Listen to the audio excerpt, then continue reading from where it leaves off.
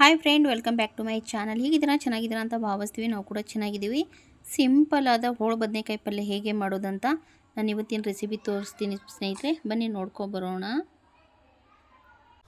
ನೋಡಿ ಫ್ರೆಂಡ್ಸ್, ಈ ಬದನೆಕಾಯಿನ ತೊಗೊಂಡಿದ್ದೀನಿ. ನಾನು ಹೋಳು ಬದನೆಕಾಯಿ ಪಲ್ಯ ಮಾಡ್ಬೇಕು ಅಂದ್ಕೊಂಡಿದ್ದೀನಿ. ಇಷ್ಟು ಬದನೆಕಾಯಿ ಇತ್ತು, 2 ಈರುಳ್ಳಿ ತೊಗೊಂಡಿದ್ದೀನಿ ಕಟ್ ಮಾಡಬೇಕಂತ.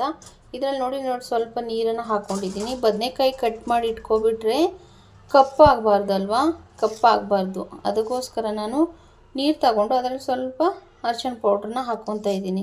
ನಾವು ಅರಿಶಿನ ಪೌಡ್ರ್ ಹಾಕ್ಕೊಂಡ್ರೆ ಬದನೆಕಾಯಿ ಕಪ್ಪಾಗಲ್ಲ. ಇವಾಗ ಹೋಳು ಬದನೆಕಾಯಿನ ಇವಾಗ ನೋಡಿ ನಾನು ಕಟ್ಟಿಂಗ್ ಮಾಡ್ಕೊತೀನಿ. ಅಂದರೆ ನಮ್ಗೆ ಯಾವ ಥರ ಸೈಜ್ ಬೇಕು ಆ ಥರ ಪೀಸನ್ನು ಕಟ್ ಮಾಡ್ಕೋಬೋದು. ಉದ್ದುದ್ದಾಗಿ ನಾನು ಕಟ್ ಮಾಡ್ಕೊತೀನಿ.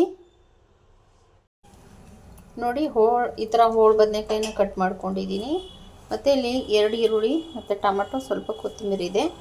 ನೋಡಿ ಒಂಚೂರು ಕಪ್ಪಗಾಗಿಲ್ಲ. ಸ್ವಲ್ಪ ಅರಿಶಿನ ಪೌಡ್ರ್ ಹಾಕಿದರೆ ಈ ಥರ ಕಪ್ಪಗಾಗಲ್ಲ. ಇವಾಗ ಇದು ತೊಳೆದ್ಬಿಟ್ಟು ಇನ್ನೊಂದು ನೀರಲ್ಲಿ ತೊಳೆದ್ಬಿಟ್ಟು ಪ್ಲೇಟಲ್ಲಿ ಹಾಕ್ಕೊತೀನಿ. ನೋಡಿ ಒಂಚೂರು ಕಪ್ಪಗಾದರೂ ಕಾಣಿಸ್ತಾ ಇದೆಯಾ? ಕಾಣಿಸ್ತಾ ಇಲ್ಲ. ನೀರಿಗೆ ಹಾಕ್ಕೊಂಡಿದ್ದೀವಿ ನೋಡಿ. ಈ ಥರ ನೀರು ಹಾಕಿದೆ, ನೀರೆಲ್ಲ ತೆಗೆದ್ಬಿಟ್ಟು ಈ ಥರ ಇದು ಮಾಡ್ಕೊಂಡಿದ್ದೀನಿ, ತೊಳೆದ್ಬಿಟ್ಟು 2 ನೀರು. ಇಲ್ಲಿ ನೋಡಿ ಎಣ್ಣೆ ಬಿಸಿ ಆಗ್ತಾಯಿದೆ. ಎಣ್ಣೆ ಇವಾಗ ನಾನು ಸ್ವಲ್ಪ ಈರುಳ್ಳಿ ಕಟ್ ಮಾಡಿರುವಂಥ ಈರುಳ್ಳಿನ ಹಾಕ್ಕೊತೀನಿ. ಸ್ವಲ್ಪ ಎಣ್ಣೆ ಜಾಸ್ತಿ ತಗೋಬೇಕು, ಟೇಸ್ಟ್ ತುಂಬ ಚೆನ್ನಾಗಿರುತ್ತೆ. ನೋಡಿ ಎಣ್ಣೆ ಹಾಕಿದ ಮೇಲೆ ಈರುಳ್ಳಿ ಹಾಕಿದ್ದೀನಲ್ವಾ, ಎಣ್ಣೆ ಸ್ವಲ್ಪ ಜಾಸ್ತಿನೇ ತೊಗೊಂಡಿದ್ದೀನಿ ನೋಡಿ ಫ್ರೆಂಡ್ಸ್ ನಾನು. ಇವಾಗ ಚೆನ್ನಾಗಿ ಬ್ರೌನ್ ಕಲರ್ ಬರೋವರೆಗೂ ಫ್ರೈನ ಆಗಬೇಕು ಈರುಳ್ಳಿ. ಇವಾಗ ಫ್ರೈ ಆಗ್ತಾಯಿದೆ ಅಲ್ವಾ, ಚೆನ್ನಾಗಿ ಎಣ್ಣೆಯಲ್ಲಿ ಚೆನ್ನಾಗಿ ಕಲರ್ ಚೇಂಜ್ ಆಗೋವರೆಗೂ ನಾವು ಫ್ರೈ ಮಾಡ್ಕೊತಾ ಇರಬೇಕು. ನೋಡಿ ಈ ಥರ ಫ್ರೈ ಮಾಡ್ಕೊತಾ ಇರಬೇಕು. ನೋಡಿ ಈ ಥರ ಫ್ರೈ ಆಗ್ತಾಯಿದೆ ಅಲ್ವಾ, ಅದಕ್ಕೆ ನಾನು ಕಟ್ ಮಾಡಿರುವಂಥ ಟೊಮೆಟೊನ ಹಾಕ್ಕೊತೀನಿ. ಬೇಕಂದರೆ ಚಿಕ್ಕ ಚಿಕ್ಕ ಪೀಸ್ ಟೊಮೆಟೊ ಕಟ್ ಮಾಡ್ಕೋಬೋದು. ನಾನು ಈ ಸೈಜಲ್ಲಿ ಕಟ್ ಮಾಡ್ಕೊಂಡಿದ್ದೀನಿ.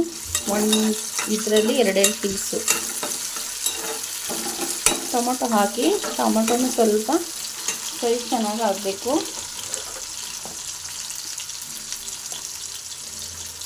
ಆಮೇಲೆ ಸ್ವಲ್ಪ ರುಚಿಗೆ ತಕ್ಕಷ್ಟು ಉಪ್ಪು, ಯಾಕಂದರೆ ಈರುಳ್ಳಿ ಟೊಮೆಟೊ ಬೇಯಿಸೋಗೋಸ್ಕರ ನಾನು ಇವಾಗಲೇ ಉಪ್ಪು ಹಾಕ್ಕೊತಾ ಇದ್ದೀನಿ, ಆಮೇಲೆ ಹಾಕ್ಕೊಳ್ಳಲ್ಲ.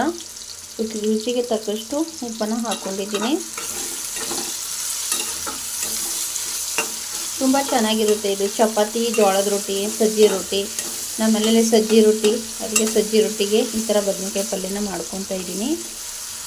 ಸಜ್ಜಿ ರೊಟ್ಟಿ ಗಟ್ಟಿ ಇರುತ್ತಲ್ವ, ತಿನ್ನೋಕೆ ಒಂಥರ ಟೇಸ್ಟ್ ಚೆನ್ನಾಗಿರುತ್ತೆ.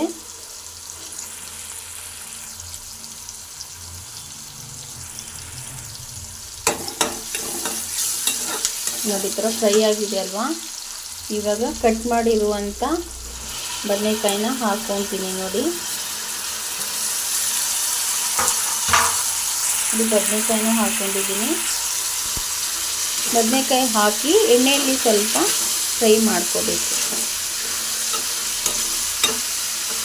ನಾನು ಆಮೇಲೆ ವಿಡಿಯೋ ಎಡಿಟಿಂಗ್ ಮಾಡ್ಬೋದಾಗಿತ್ತು, ಮಾಡೋಕ್ಕಾಗಲ್ಲ ಅಂತ ಇಲ್ಲೇ ಮಾತಾಡ್ಕೊತಾ ಇದ್ದೀನಿ ಫ್ರೆಂಡ್ಸ್. ನೋಡಿ ಈ ಥರ ಎಣ್ಣೆಯಲ್ಲಿ ಫ್ರೈ ಆದಮೇಲೆ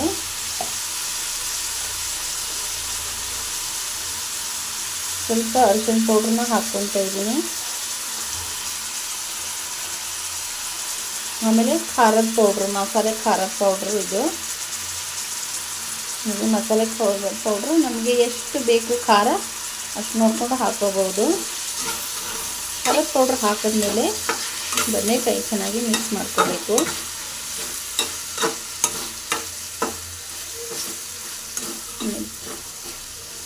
ಈ ಥರ ಮಿಕ್ಸ್ ಮಾಡ್ಕೋಬೇಕು. ನೀವು ಇದಕ್ಕೆ ತೆಂಗಿನಕಾಯಿ ತುರಿ ಹಾಕೋಬೋದು ಫ್ರೆಂಡ್ಸ್. ತೆಂಗಿನಕಾಯಿ ತುರಿದು ಹಾಕೋಬೋದು, ಇಲ್ಲಾಂದರೆ ಮಸಾಲೆ ಪೇಸ್ಟ್, ಪುದೀನ, ಕೊತ್ತಂಬರಿ ಮತ್ತು ತೆಂಗಿನಕಾಯಿ ಎಲ್ಲ ತುರಿದು ಮಸಾಲೆ ಬದನೆಕಾಯಿ ಪಲ್ಯನೂ ಮಾಡ್ಕೋಬೋದು. ನಾನು ಇದೇ ಥರ ಸಿಂಪಲಾಗಿ ಮಾಡ್ತಾಯಿದ್ದೀನಿ, ಅದಕ್ಕೆ ನಿಮ್ಗೆ ಶೇರ್ ಮಾಡ್ತಾಯಿದ್ದೀನಿ. ಇವಾಗ ನೋಡಿ ಈ ಥರ ಫ್ರೈ ಆದಮೇಲೆ ನೋಡಿ ಎಷ್ಟು ಚೆನ್ನಾಗಿ ಕಾಣಿಸ್ತಾ ಇದೆ. ಇವಾಗ ಫ್ರೈ ಆಗ್ತಾಯಿದೆ ಅಲ್ವಾ, ಅದಕ್ಕೆ ನಾವು ಸ್ವಲ್ಪ ಬದನೆಕಾಯಿ ಬೇಯಿಸ್ಕೋಬೇಕು. ನೋಡಿ ಬದನೆಕಾಯಿ ಬೇಯಿಸ್ಕೋಬೇಕಲ್ವ, ಅದಕ್ಕೋಸ್ಕರ ನಾನು 1 ಗ್ಲಾಸು ನೀರನ್ನು ಹಾಕ್ಕೊಂಡಿದ್ದೀನಿ. 1 ಗ್ಲಾಸು ನೀರನ್ನು ಹಾಕ್ಕೊಂಡಿದ್ದೀನಿ ಸ್ನೇಹಿತರೆ. ಇದು ಬೇಯಾಗಿ ಬಿಡಬೇಕು. ಇವಾಗ ಬೇಯಾಗಿ ಬಿಡ್ತೀನಿ. ಒಂದು ಪ್ಲೇಟನ್ನು ಮುಚ್ಚಿಬಿಡ್ತೀನಿ ನಾನು.